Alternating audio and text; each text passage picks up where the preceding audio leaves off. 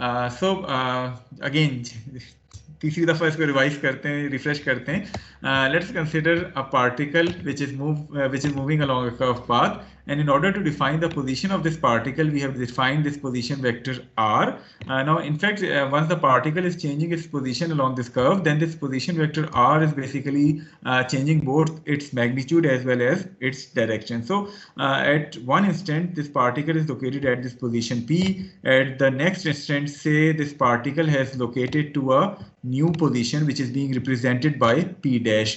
So we define a second position vector which is this position vector r dash, and the displacement vector is going to be this vector which is delta r vector, and this vector is going to be r dash vector minus r vector. So this is how we can define the displacement of a particle, which is going to be equal to the new position vector minus the old position vector. And since both r dash and r are vector quantities, so it is not simply 5 minus 3 equal to 2. Basically both r dash and r are going to be written in terms of some unit vectors, some using some coordinate system, और फिर आप individually x, y या i, j और k components को add या subtract करके ये displacement vector जो है वो निकाल रहे होंगे. Probably चूंकि यहाँ r dash minus r है, so you are going to subtract the i, j के components of p dash या r dash vector के, उसमें से आप subtract कर रहे होंगे r vector को. So this is how you can define the displacement of a particle which is traveling along a curved path. जहाँ तक ताल्लुक वेलोसिटी का है, तो वेलोसिटी के लिए हमने जिस तरह last time straight line path की बात की थी, the average velocity is going to be delta r over delta t. So delta r is basically a vector quantity, उसको हम डेल्टा टी पे डिवाइड करेंगे तो we are going to get the average velocity. But since we are more interested in finding the instantaneous velocity, so instantaneous velocity के लिए हम करते क्या है कि we are going to reduce this delta t smaller and smaller until limit delta t approaches to 0. So the instantaneous velocity is going to be v equal to limit delta t approaches to 0 delta r vector divided by delta t, and by the definition of a derivative this is basically v vector equal to dr vector divided by dt. यानी जब भी आपके पास r vector as a function of time के तौर पे define हो, you are going to differentiate it once in order to find out the velocity vector. By definition, whenever a particle is traveling along a curved path, whatever coordinate system you are using, वो coordinate system पे depend नहीं करता, but that velocity vector is always going to be tangent to the curve at that particular instant. जिस तरह अभी इससे पहले बात हुई थी कि let us suppose मैं आपसे कहता कि ये particle जो है वो अगर इस instant पे मौजूद है, तो इस instant पे the velocity vector is going to be in this direction, that is tangent to the curve. इसी तरह अगर किसी instant पे ये particle यहाँ मौजूद है, तो then the velocity vector is going to be in this direction. So the velocity vector, whenever a particle is traveling along a curved path, the velocity vector's direction is going to be tangent to the curve. इसी तरह अगर हम acceleration की बात करें, if the particle has a velocity v when it is at position p, and it has a velocity v dash once it moves to position p dash, यानी ये particle जब इस position पे था तो this is its velocity vector. इसी तरह जब ये particle p dash पे पहुंचा तो let us suppose that its new velocity vector is v dash. So the acceleration or the average acceleration is going to be delta v vector divided by delta t, where delta v is basically v dash, which is the velocity vector at the new position, minus v, which is the original velocity vector. So आपके पास जो average velocity है, that is being defined as delta v vector divided by delta t. But since again we are more interested in finding the instantaneous acceleration rather than the average acceleration, तो instantaneous acceleration के लिए हम करते क्या हैं कि आप again इस डेल्टा टी को छोटे से छोटा करते चले जाएं until limit delta t approaches to 0 आ जाए. So delta v over delta t, and again by the definition of a derivative, this acceleration vector is going to be dv vector divided by dt. So again, if you have this velocity vector as a function of time, you are going to differentiate that velocity vector once in order to find out the acceleration vector. इसमें थोड़ी सी जो समझने वाली बात है वो यहाँ एक टर्म इस्तेमाल हुई है which is this hodograph. hodograph से पहले अगर जस्ट मैं आपसे पूछूं, और अगेन कोई एक स्टूडेंट जवाब दे सकता है कि जब हम वेलोसिटी की बात करते हैं, जिस तरह अभी जिक्र हुआ है, once the particle is moving in a curved path, the direction of this velocity vector is always going to be tangent to the curve at that particular instant. Acceleration का डायरेक्शन क्या होना चाहिए? कोई एक स्टूडेंट जो जवाब देना चाहे. Out of the plane. नहीं, जरूरी नहीं है कि आउट ऑफ द प्लेन ही हो. towards center of the curve. अच्छा, ये जो कहानी है ना, चले अगर हम 2D में कंसिडर करें और आपकी इस कहानी पे जाएं कि टुवर्ड्स द सेंटर पॉइंट, तो वो तो आपकी जो एक्सेलरेशन होती है टुवर्ड्स द सेंटर, कौन सी एक्सेलरेशन कहलाती है? Centripetal acceleration. सेंट्रीपिटल एक्सेलरेशन कहलाती है।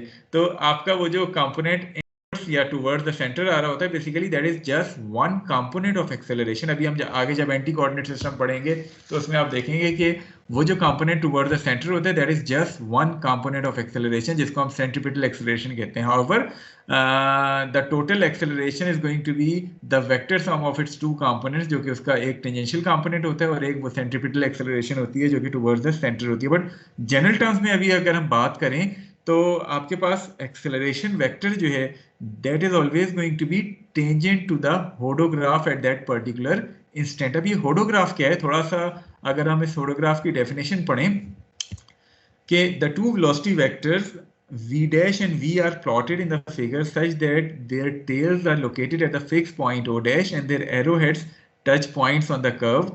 This curve is called a hodograph। थोड़ा सा आप जरा गौर से इधर देखें। सपोज मैं आपसे कहता हूं कि आपके पास एक पार्टिकल है which is traveling along this curve path and at various instants इसके जो वेलोसिटी वेक्टर्स हैं वो आपको गिवन है कि एक इंस्टेंट पे वेलोसिटी वेक्टर इसका सपोज ये v1 वेलोसिटी वेक्टर है, अगले इंस्टेंट पे ये v है, उससे अगले इंस्टेंट पे ये v2 है या v डैश है एंड सो ऑन। तो आपको हर इंस्टेंट पे वेलोसिटी वेक्टर्स पता है कि ये मैग्नीट्यूड और डायरेक्शन वाइज क्या है। होडोग्राफ किस तरह बनता है कि आप इन तमाम वेलोसिटी वेक्टर्स को एज पर स्केल, कोई ना कोई स्केल रख के एज पर देयर डायरेक्शंस एक ही कॉमन टेल पे रख के ड्रॉ करें। मसलन जैसे आप यहाँ देख रहे हैं, यहाँ ये वेलोसिटी वेक्टर v ड्रॉ हुआ हुआ है, इसी तरह velocity vector v dash draw हुआ हुआ है, या अगर मैंने वेलोसिटी वेक्टर v1 ड्रॉ किया था उसको भी मैं किसी ना किसी स्केल पे रख के मैग्नीट्यूड और डायरेक्शन के हिसाब से ड्रॉ करूं, तो ये तमाम के तमाम वेलोसिटी वेक्टर्स को मैंने कॉमन टेल पे रख के एक ही पॉइंट से जो है वो उनको as per scale and direction जो है वो ड्रॉ कर दिए। जब मैं इन तमाम वेलोसिटी वेक्टर्स के एरो हेड्स को ज्वाइन करूंगा तो मुझे जो कर्व मिलेगी that curve is termed as a hodograph. So hodograph क्या होता है? It is a curve which is being generated by drawing और by joining the arrow heads of all the velocity vectors once these vectors are being drawn from a single point, that is their tails are being placed at the same point o dash, और उसको मैंने scale और magnitude के हिसाब से draw करता चला गया और उनके एरोहेड्स को ज्वाइन करने से मेरे पास जो कर्व आएगा that curve is basically termed as the hodograph. And the acceleration vector is going to be tangent to the hodograph at each and every instant. मतलब मैं v1 की बात करूं तो यहाँ ये acceleration vector tangent to the hodograph आ गया, इसी तरह ये एक्सेलरेशन वेक्टर आ गया, ये एक्सेलरेशन वेक्टर आ गया एंड सो ऑन। जिस तरह वेलोसिटी वेक्टर जो है that is tangent to the curve, acceleration vector जो होता है that is basically tangent to the hodograph at that particular instant. So जब कभी आपसे कोई होडोग्राफ, बेसिकली होडोग्राफ का टर्म आपको और आगे इस बुक में शायद कहीं नजर ना आए, जस्ट आपकी इन्फो के लिए बताया गया है कि होडोग्राफ क्या होता है। It is basically a curve which is being obtained by joining the arrowheads of all these velocity vectors once these vectors are being drawn from a common point, that is their tails are being placed at that common point और उनको अपने scale और magnitude के हिसाब से जो है वो ड्रॉ कर दिए। तो इस तरह आपको एक कर्व मिलती है जिसको हम होडोग्राफ कहते हैं, and that acceleration vector is going to be tangent to the hodograph at each and every instant. क्या ऐसा हो सकता है कि किसी इंस्टेंट पे आपका जो होडोग्राफ की कर्व बने वो एग्जैक्टली वही कर्व हो जो कि ओरिजिनल आपकी कर्व थी? क्या ये पॉसिबल हो सकता है? जी, एनीवन वॉलंटियर? होडोग्राफ आ गया एक को, कोई एक स्टूडेंट जवाब दे दे। जी सर। अच्छा चलें, अब मैं आपको एक छोटी सी वो एग्जांपल देता हूँ। मैं कहता हूँ कि आपके पास एक पार्टिकल है जो एक प्योर सर्कुलर पाथ पे मूव कर रहा है विद अ यूनिफॉर्म वेलोसिटी, यानी उसकी वेलोसिटी के मैग्नीट्यूड में चेंज नहीं आ रही। That particle is travelling along a pure circular curve with a uniform velocity. अगर वो यूनिफॉर्म वेलोसिटी से ट्रेवल कर रहे हैं तो इट मींस कि आपके जितने ये वेलोसिटी वेक्टर्स बन रहे हैं ये क्या होंगे? मैग्नीट्यूड वाइज सेम होंगे। सो जब आप इन तमाम वेलोसिटी वेक्टर्स को कॉमन टेल से रख के ड्रॉ करेंगे तो होगा क्या कि आपके तमाम वेलोसिटी वेक्टर्स सेम मैग्नीट्यूड के हिसाब से ड्रॉ हो रहे होंगे। ऐसा ही है, जब आप इन वेलोसिटी वेक्टर्स को एक कॉमन टेल पे रख के ड्रॉ करेंगे और उनके हेरोइड्स को ज्वाइन करेंगे तो एक तरह से आपका ये जो होडोग्राफ बनेगा ये भी एक प्योर सर्कुलर कर्व बन जाएगा, और आपका एक्सेलरेशन वेक्टर बेसिकली इस होडोग्राफ के टेंजेंट होता है। तो एक तरह से आपका पाथ भी सर्कुलर था और आपका जो होडोग्राफ बना है वो भी सर्कुलर बन गया। वजह क्या है कि that particle is travelling around a circular curve with a constant magnitude of velocity. उस सूरत में ये एक स्पेशल केस है जिसमें आपका होडोग्राफ भी एग्जैक्टली वही कर्व की शेप बन जाएगा। अदरवाइज अगर ये प्योर सर्कुलर कर्व नहीं होता तो डेफिनेटली आपके पास जो होडोग्राफ बनेगा that is also going to be different. Is it clear to all of you? Yes. Okay, now moving on to our main topic. अभी तो हमने सिर्फ जनरल टर्म्स की बात की थी कि किस तरह आप डिस्प्लेसमेंट, वेलोसिटी और एक्सेलरेशन को जो है वो डिफाइन कर रहे होते हैं without taking into account any specific coordinate system. Okay, now coming to our first topic, which is how to define the kinematics in terms of its rectangular components, और उसके बाद फिर हम थोड़ा सा बात करेंगे प्रोजेक्टाइल मोशन की, और न्यूमेरिकल्स जो हमने मेजर सॉल्व करने हैं वो आज इस प्रोजेक्टाइल मोशन की सॉल्व करने हैं। ओके, रेक्टेंगुलर कंपोनेंट्स की अगर हम बात करें तो in order to define the kinematics of a particle which is travelling along a curve path in terms of its rectangular components, let us consider a particle which is traveling along this space curve जो कि आपको यहाँ show की गई है। At any instant this particle is at a position which is being shown to you here, this position P। और again आपसे कहा जाए कि इस पार्टिकल की आप पोजीशन डिफाइन करें किसी भी इंस्टेंट पे, तो पोजीशन डिफाइन करने के लिए इससे पहले जो हमने जनरल कर्वीलिनियर मोशन में बात की थी कि we are going to use position vector जिसको हमने पोजीशन वेक्टर R कहा था। But since we are taking the coordinate system x, y and z, so basically ये आपके पास ये जो पोजीशन वेक्टर होगा ये इस टर्म में आ जाएगा something xi plus yj plus zk। So the position vector is going to be of the form r vector equal to xi plus yj plus zk, where I, j and k are the unit vectors along the x, y and z axis, and this small x, small y and small z are basically the position coordinates के जिस position पे वो लाई करते हैं at that particular instant। तो यहाँ ये x, y और z कोऑर्डिनेट्स हैं उस पॉइंट के जिसके ऊपर इस इंस्टेंट पे ये पार्टिकल जो है वो लाई करता है। सो जब भी आपसे कहा जाए कि पार्टिकल कर्व में ट्रेवल कर रहे हैं और x, y, z coordinate system में इसकी पोजीशन डिफाइन करें तो it is going to be defined using the position vector xi plus yj plus zk as by the definition of a vector. अगर आपके पास ये वेक्टर क्वांटिटी है और मैं आपसे कहूं कि इस वेक्टर का मैग्नीट्यूड फाइंड आउट कर दें तो the magnitude is going to be r equal to x square plus y square plus z square.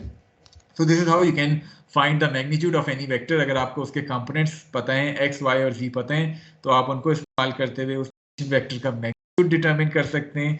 इसके अलावा अगर मैं आपसे कहूं कि इस पोजीशन वेक्टर का डायरेक्शन डिफाइन कर दें, इफ अगर तो ये 2D सिस्टम है तो फिर तो डायरेक्शन आप बड़े आराम से डिफाइन कर सकते हैं यूजिंग एंगल थीटा, कॉस और सॉरी टेंजेंट थीटा वाली आप चीज यूज करते हुए इस पोजीशन वेक्टर का थीटा डिफाइन कर सकते हैं। बट जनरली अगर 3 डायमेंशन है तो आप फिर थीटा के बजाय आप जो डायरेक्शन डिफाइन करने के लिए इस्तेमाल करते हैं वो आप बेसिकली यूनिट वेक्टर इस्तेमाल करते हैं। तो अगर आपको यूनिट वेक्टर किसी भी डायरेक्शन में फाइंड करने के लिए कहा जाए तो यूनिट वेक्टर क्या होता है, जो भी वो वेक्टर है उसको उसके मैग्नीट्यूड पे डिवाइड कर दें, you are going to get a unit vector in this direction. So अगर आपको पोजीशन वेक्टर r की डायरेक्शन में एक यूनिट वेक्टर डिफाइन करना है तो आप r vector divided by its magnitude कर दें तो you are going to get a unit vector in the direction of this r vector। so आपके पास ये एक यूनिट वेक्टर आ जाएगा ur जो कि इस r के डायरेक्शन को डिफाइन करता होगा। so this is how you can define the position of a particle once it is traveling along a curved path in terms of its rectangular components x, y, z components using unit vectors I, j and k। so कोई चीज जो आप position के हवाले से पूछना चाहें, क्योंकि x, y, z coordinate system आप ज्यादा फेमिलियर हैं तो हमने स्टार्ट काइनेमेटिक्स जो है वो इसी x y z coordinate system से की है। Anything which you want to ask regarding the position? इसके अलावा अभी हमने एक न्यूमेरिकल भी इस x y z coordinate system से रेलेवेंट सॉल्व करना है, तो प्रोबेबली अगर आपके कोई छोटे मोटे डाउट्स हैं भी तो वो उस न्यूमेरिकल को सॉल्व करने में जो है वो क्लियर हो जाएंगे। Okay, now let's suppose you are being asked to define the velocity of this particle। So velocity के लिए हमने क्या किया था कि इससे पहले अभी जब हम जनरल कर्वीलिनियर मोशन की बात कर रहे थे तो हमने कहा था कि जो velocity वेक्टर होता है v vector is basically equal to dr vector. So ये आपके पास वेलोसिटी वेक्टर आ गया था, dr vector divided by dt. ऐसे ही है, हमने वेलोसिटी इसी तरह डिफाइन की थी. जी समझ आ रहा है सारों को? Yes. Okay, so in the previous slides we defined the velocity vector in general terms as v vector equal to dr vector divided by dt. So for this specific coordinate system which is the xyz coordinate system, अगर मैं आपसे कहूँ कि velocity vector find out करें कि ये particle किस instantaneous velocity से ट्रेवल कर रहे हैं, तो वो क्या होगा कि आप इसी r वेक्टर को विद रिस्पेक्ट टू टाइम जो है वो डिफरेंशिएट कर दें. So v vector is going to be dr vector divided by dt, that is d over dt xi, d over dt yj plus d over dt vk. अब मुझे एक और बात बताएं कि ये जो आपके यूनिट वेक्टर्स हैं i, j और k, क्या इनमें कोई चेंज आ रहा है with the passage of time, इनके मैग्नीट्यूड में, इनके डायरेक्शन में? Since they are unit vectors, so their magnitude is would remain to be equal to unity. जहां तक ताल्लुक इनके डायरेक्शंस का है, तो चूंकि आपके पास ये एक्स वाई और जी एक्सिस फिक्स हैं, ये एक्स वाई जी एक्सिस चेंज नहीं हो रही, सो हर इंस्टेंट पे इनके डायरेक्शन में भी कोई चेंज नहीं आएगी. देयरफॉर आप जब d by D T X I करेंगे तो एक तरह से i या j या k जो हैं ये बेसिकली कॉन्स्टेंट्स हैं, तो इनको आप बाहर कर लेंगे. dx बाई डी टी आपके पास x डॉट बन जाएगा, dy बाई डी टी आपके पास y डॉट बन जाएगा और dz बाई डी टी आपके पास z डॉट हो जाएगा. So the velocity vector is basically equal to vxi plus vyj plus vzk, where vx is x dot, vy is y dot and vz is z dot. जब भी हम dot की बात करते हैं, dot is basically the derivative with respect to time. So जब हम x dot कहते हैं तो it is basically equal to dx by D T. y dot का मतलब क्या है कि it is dy by D T, और z डॉट का मतलब क्या है कि it is dz by D T. So whenever आपके पास एक position vector r equal to xi plus yj plus zk के तौर पे डिफाइन हो, जिसमें x, y और z तीनों आपके पास as a function of time के तौर पे डिफाइन हो, और आपसे कहा जाए कि वेलोसिटी वेक्टर फाइंड आउट करें, तो that velocity vector is going to be equal to x dot i plus y dot j plus z dot k. For example मैं आपसे कहता हूँ कि किसी इंस्टेंट पे आपके पास r जो है वो 3t square i plus 4t square j के तौर पे डिफाइन है, और आपसे वेलोसिटी फाइंड करने के लिए कहा जाए तो वेलोसिटी क्या हो जाएगी, 3t स्क्वायर i का जब आप डिफरेंशिएट करेंगे तो ये 6t बन जाएगा. इसी तरह 4t स्क्वायर को जब डिफरेंशिएट करेंगे तो ये 8t बन जाएगा. तो आपके पास अकॉर्डिंगली जो वेलोसिटी वेक्टर आएगा वो 6ti प्लस 8tj हो जाएगा. इसी तरह अगर कोई k कंपोनेंट भी है जो कि as a function of time के तौर पे आपको गिवन है, आप उसको एक दफ़ा डिफरेंशिएट करेंगे तो you are going to get vz, या जिसको हम z डॉट कह रहे हैं. सो whenever this x, y and z are defined to you as a function of time, you can write that position vector, differentiate that position vector once with respect to time. So you are going to get the velocity vector which is going to be of the form vxi plus vyj plus vzk, where vx, vy and vz are basically the first derivative of x, y and z with respect to time. अब आपके पास velocity vector जब आ जाए, तो जब भी कोई vector आपके पास मौजूद हो और मैं आपसे कहूँ कि उसका मैग्नीट्यूड फाइंड आउट करूँ, तो उसका मैग्नीट्यूड जो है वो उसके तीनों कंपोनेंट्स को स्क्वायर करके सम करके आप अंडर रूट लेंगे, तो we are going to get the magnitude of that velocity vector. और जिस तरह अभी हमने बात की थी डायरेक्शन के लिए, जनरली 2D में तो हम टेन थीटा वाला फॉर्मूला यूज़ कर लेते हैं कि tan theta is vy over vx, तो इससे आपको वो एंगल निकल आता है 2D में. लेकिन जब 3D की हम बात कर रहे हो तो जनरली हम जो वेलोसिटी वेक्टर है उसका डायरेक्शन डिफाइन करते हैं using unit vector uv, which is basically equal to the velocity vector divided by its magnitude. ये तो आपको यूनिट वेक्टर मिल जाएगा, बट इन जनरल वेलोसिटी का ओवरऑल डायरेक्शन की अगर हम बात करें तो basically velocity vector is always going to be tangent to the path at that particular instant. So कुछ चीज़ जो आप वेलोसिटी के हवाले से पूछना चाहें, anyone volunteer? Okay, so since you have no question regarding the velocity, उसके बाद अभी हमने जनरल कर्वीलिनियर मोशन में एक्सेलरेशन किस तरह डिफाइन की थी. हमने कहा था कि द एक्सेलरेशन वेक्टर, जब हम इंस्टेंटेनियस एक्सेलरेशन की बात कर रहे हैं, so the instantaneous acceleration a vector is basically defined as dv vector divided by dt. So this is how we have defined the acceleration when we were discussing the general curvilinear motion of a particle.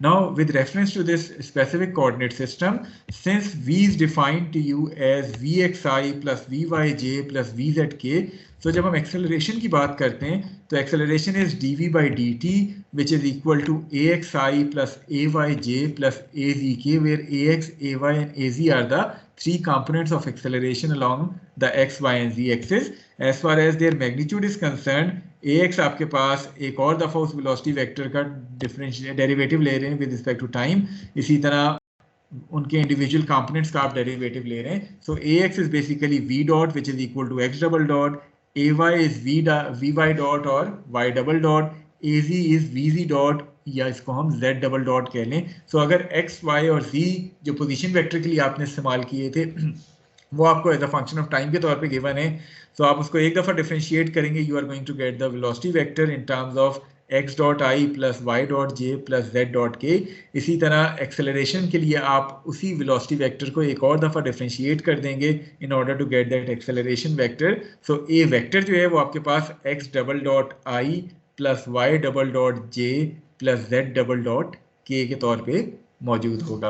अब again acceleration vector आपको मिल गया. अगर मैं आपसे कहूँ कि उस acceleration का मैग्नीट्यूड फाइंड आउट करें तो उसके तीनों कंपोनेंट्स को स्क्वायर करके सम करके आप अंडर रूट लेंगे तो you are going to get the magnitude of that acceleration vector. इसी तरह अगर मैं आपसे कहूँ कि उस एक्सेलरेशन वेक्टर का डायरेक्शन डिफाइन कर दें तो वो आप यूनिट वेक्टर यू ए की मदद से डिफाइन कर सकते हैं, जिसमें आपने ओरिजिनल एक्सेलरेशन वेक्टर को उसके मैग्नीट्यूड पे डिवाइड कर दिया तो आपको जो है वो उसका डायरेक्शन में यूनिट वेक्टर मिल जाता है. And by definition this acceleration vector is going to be tangent to the hodograph, not tangent to the curve. Velocity vector आपका टेंजेंट टू द कर्व होता है, एक्सेलरेशन वेक्टर हमेशा आपका टेंजेंट टू द होडोग्राफ होता है. Is it clear to all of you?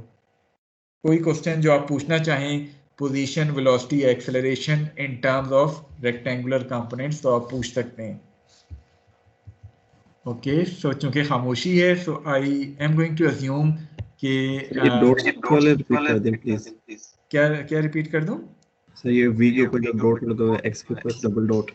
देखें इसमें हमने किया ही है कि हमने कहा है कि हम जो पोजीशन वेक्टर डिफाइन करते हैं ना वो डिफाइन करते हैं r vector equal to x i plus y j plus z k, जिसमें एक्स, वाई और जी इस पोजीशन पे तो ये कोऑर्डिनेट्स की वैल्यूज को डिफाइन करे. लेकिन अगर जनरल टर्म्स में बात करें तो मैं आपसे कहूँ कि एक्स भी आपको as a function of t के तौर पे डिफाइन है, वाई भी आपको as a function of t के तौर पे डिफाइन है और जेड भी आपको as a function of t के तौर पे डिफाइन है. मसलन r equal to 3t square i plus 4t cube j plus 6t cube k के तौर पर डिफाइन है.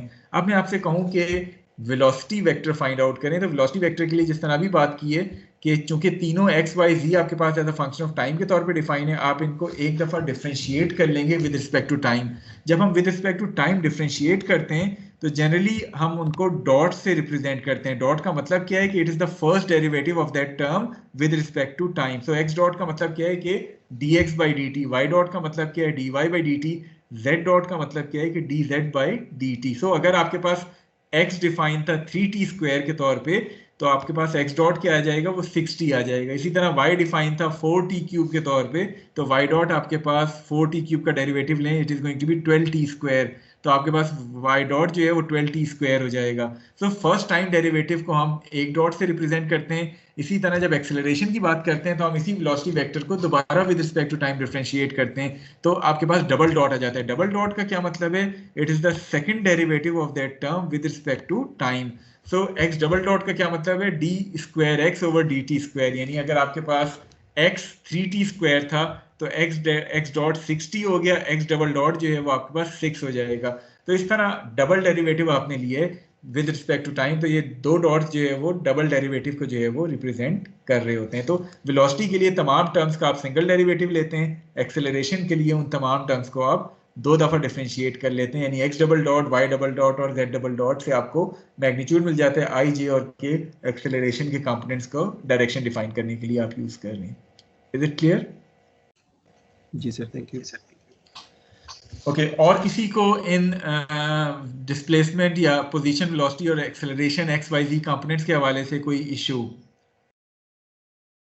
अभी आप देखेंगे ये एक्स, वाई, जी कंपोनेंट्स हमने क्यों चूज किए हैं क्योंकि इसमें ये टर्म्स ज़रा ज़्यादा सिंपल है। मसलन अगर मैं वेलोसिटी की बात करूं, और जिस तरह मैंने पहले भी जिक्र किया था कि जब आप इस टर्म को डिफरेंशिएट करते हैं D by D T X I, तो चूंकि उसमें आई जो आपका यूनिट वेक्टर है वो ना डायरेक्शन चेंज कर रहे हैं with the passage of time, ना उसके मैग्नीट्यूड में चेंज आ रही है bye the definition of a unit vector, तो इसलिए वो एक तरह से कांस्टेंट होके बाहर आ गया और D X by D T आपका एक्स डॉट बन गया है। अगले जो कोऑर्डिनेट सिस्टम है वो इस तरह इतने सिंपल नहीं है, जो एनटीवी कोऑर्डिनेट सिस्टम है या r theta v coordinate system है।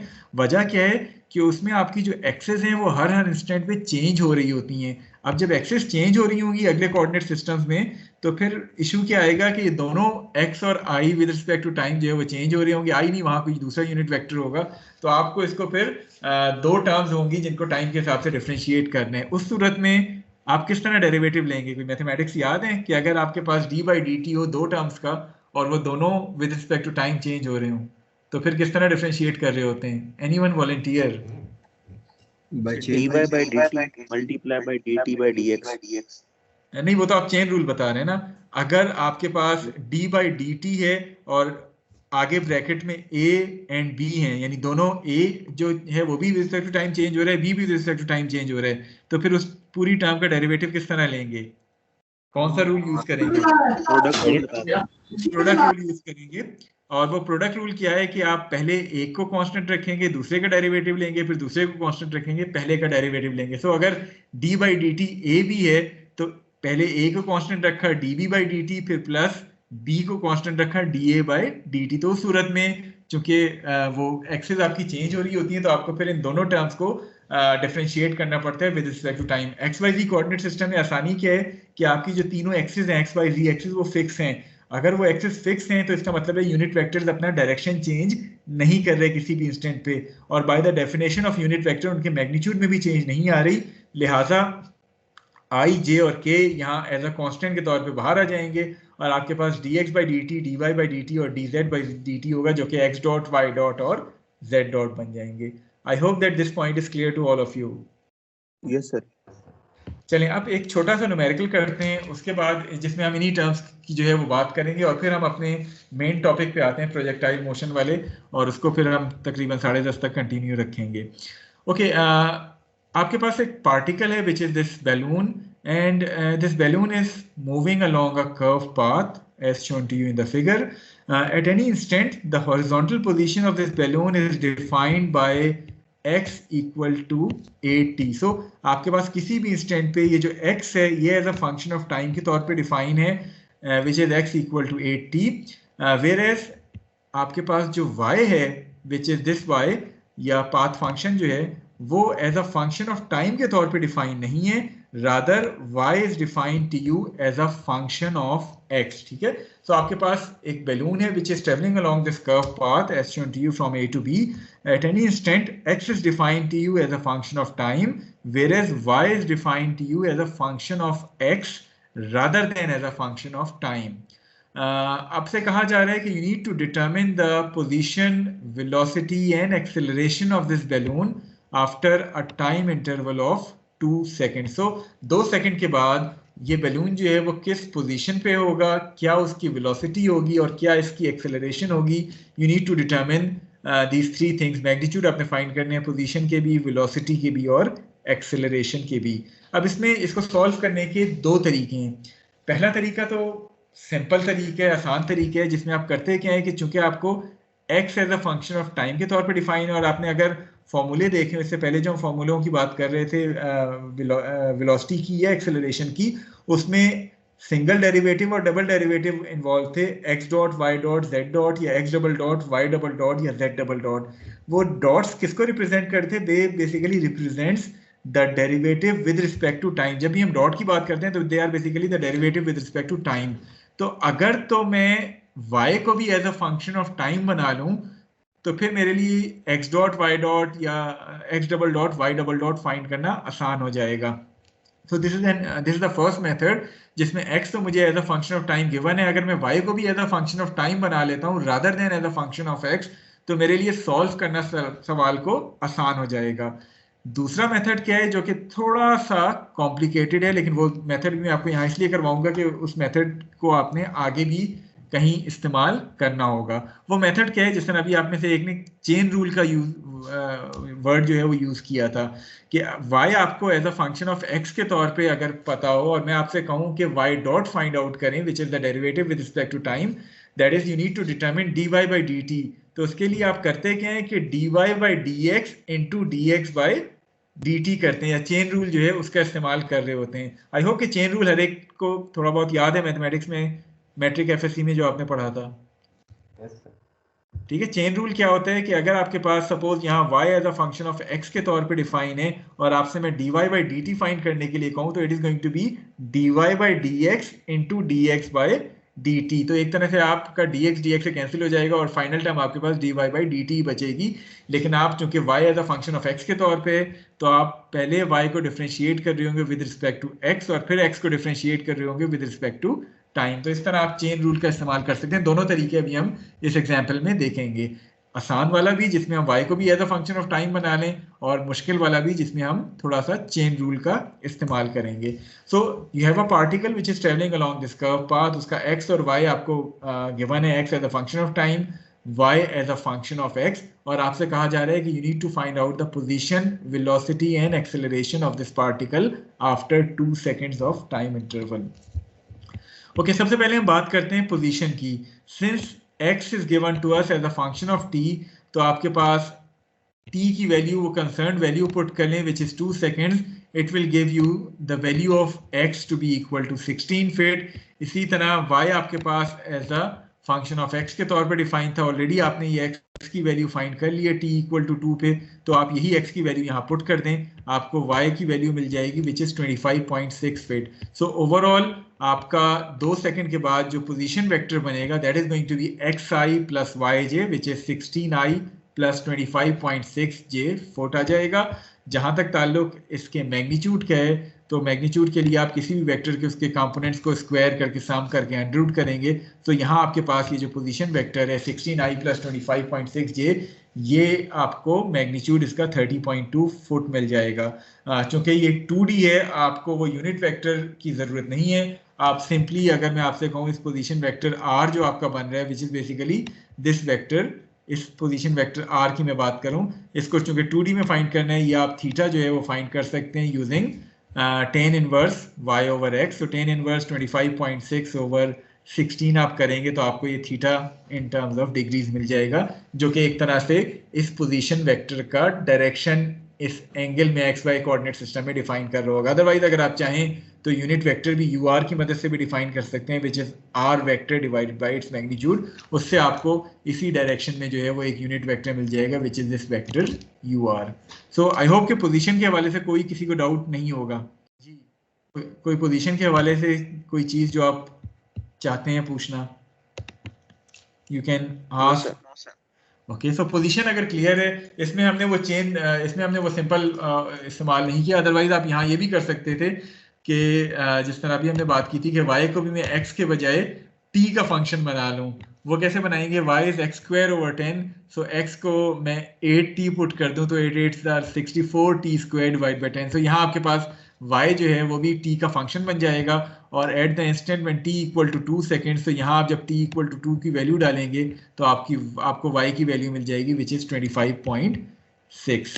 सो इस तरीके से आप x और y फाइंड कर लें और उसको पोजीशन वेक्टर r में पुट कर दें, xi प्लस yj, आपको पोजीशन वेक्टर मिल जाएगा, उसका मैग्नीट्यूड और उसका डायरेक्शन आप डिटरमिन कर सकते हैं। Okay, now coming to velocity vector, जिस तरह अभी इससे पहले बात हुई थी, velocity vector is v vector equal to vxi plus vyj, where vx is equal to the first time derivative of x, that is x dot. इसी तरह vy is basically the first time derivative of y, that is y dot. अब y dot की जब हम बात करते हैं तो y dot is basically the derivative of y with respect to t. तो यहाँ आपको दो मेथड फिर हम डिस्कस करेंगे। वन इज कि मैं y को भी as a function of t बना लूँ, जिस तरह मैंने यहाँ ऑलरेडी 64t स्क्वायर ओवर 10 के तौर पे बनाया है, या मैं चेन रूल का इस्तेमाल कर लूं। तो दोनों मेथड यहाँ एक एक करके डिस्कस करते हैं। First of all, the x component of velocity will be equal to x dot, that is the first derivative of x with respect to time.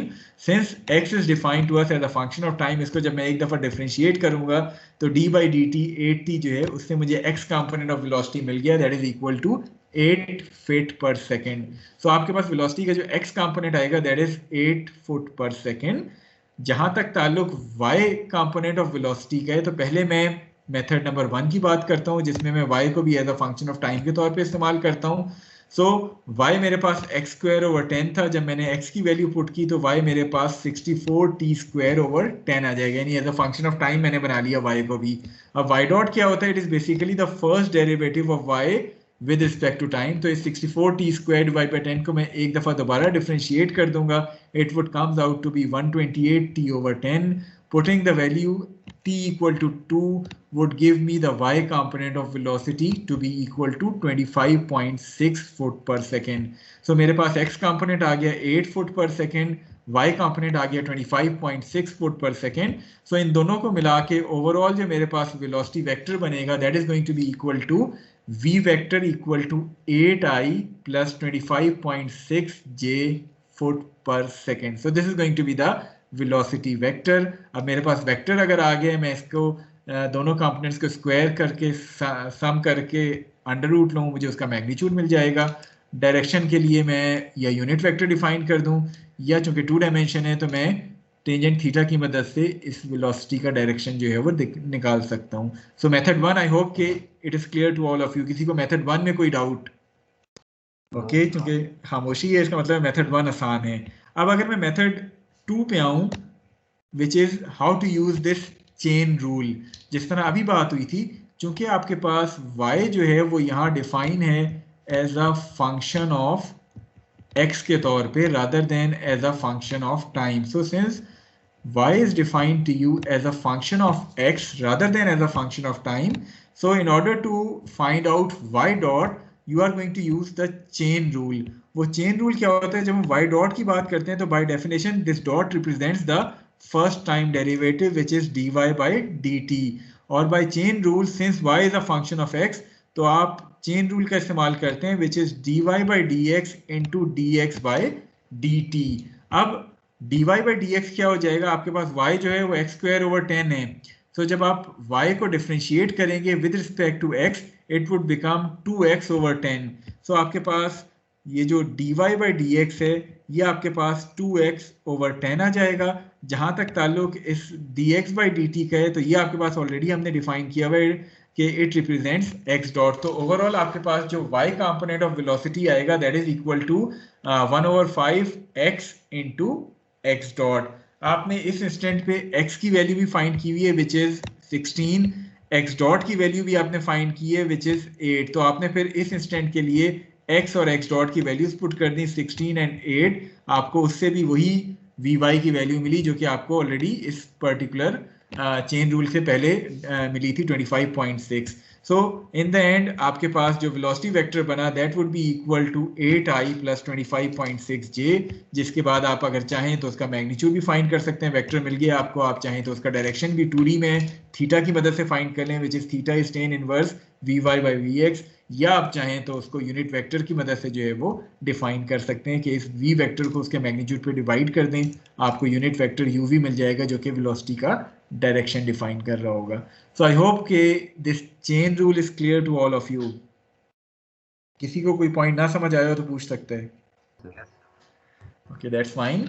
Okay, अब आपने जो एक चीज़ जहन में रखनी है वो, चूंकि हम अगली स्लाइड में मूव कर जाएंगे, एक चीज़ जो आपने जहन में रखनी है वो क्या कि जब आपने चेन रूल का इस्तेमाल किया था तो आपके पास जो vy की वैल्यू आई थी वो बेसिकली ये वैल्यू थी जिसको हम आगे एक्सेलरेशन में इस्तेमाल करेंगे. क्या आया था? vy is 1/5 x into x dot. इसको प्रोबेबली जब हम अगले उसमें डिफरेंशिएट कर रहे होंगे तो आपको इस टर्म की ज़रूरत पड़ सकती है. Okay, now coming to the acceleration term. Acceleration again जब हम अभी रेक्टेंगुलर कंपोनेंट्स की बात कर रहे थे तो the acceleration vector a is equal to dv vector divide by dt, और इन अदर वर्ड्स आपके पास एक्सेलरेशन वेक्टर जो था that was axi plus ayj plus azk, where ax, ay and az were basically the second time derivative x, y, and z, that is x double dot, y double dot, and z double dot. In other words, A vector is x double dot I plus y double dot j plus z double dot k. यहाँ चूंकि दो dimension है, z coordinate या z axis involve नहीं है, तो आपके पास अकॉर्डिंगली जो एक्सेलरेशन वेक्टर होगा it is going to be equal to x double dot I plus y double dot j. अब अगर मैं x डबल डॉट की बात करूं, पिछली स्लाइड अगर हम उस पे जाएं, x dot was the first derivative of 80 which was a constant thing. So जब x dot आपके पास constant आ गया तो x डबल डॉट क्या होना चाहिए? किसी constant को आप डिफरेंशिएट करें, क्या आता है आपके पास? जीरो. सो आपके पास एक्सेलरेशन का यहाँ x कंपोनेंट जो है वो नहीं आएगा. ax is basically equal to 0 since x dot was a constant thing, not a function of time. Therefore x double dot is going to be 0. So I hope कि x dot तमाम लोगों को clear है. यानी x component of acceleration जो है वो आपका इस केस में 0 आ रहा है because the original x function जो था वो सिंपल 8t था, तो उसको एक दफ़ा डिफरेंशिएट किया आपने 8 रह गया वेलोसिटी के लिए, एक और दफ़ा डिफरेंशिएट करेंगे तो वो 0 हो जाएगा. यहीं अगर आपके पास जो एक्सेलरेशन जो आपके पास ओरिजिनल x होता वो 8t के बजाय सपोज 8t क्यूब होता, तो फिर आपके पास जाहिर है एक्सेलरेशन का कंपोनेंट आ जाना था, बिकॉज 8t क्यूब को जब आप एक दफ़ा डिफरेंशिएट करेंगे तो 8t cube means 8 3 24t square आपके पास वेलोसिटी आता और 48t आपके पास एक्सेलरेशन आ जाना था. लेकिन यहाँ चूंकि x was equal to 8t, उसको आप जब दो दफ़ा डिफरेंशिएट करेंगे तो you are going to get 0. That's why the x component of acceleration in this case is going to be equal to 0. Okay, जहाँ तक ताल्लुक y component of acceleration का है, which is y double dot or the second derivative of y with respect to time.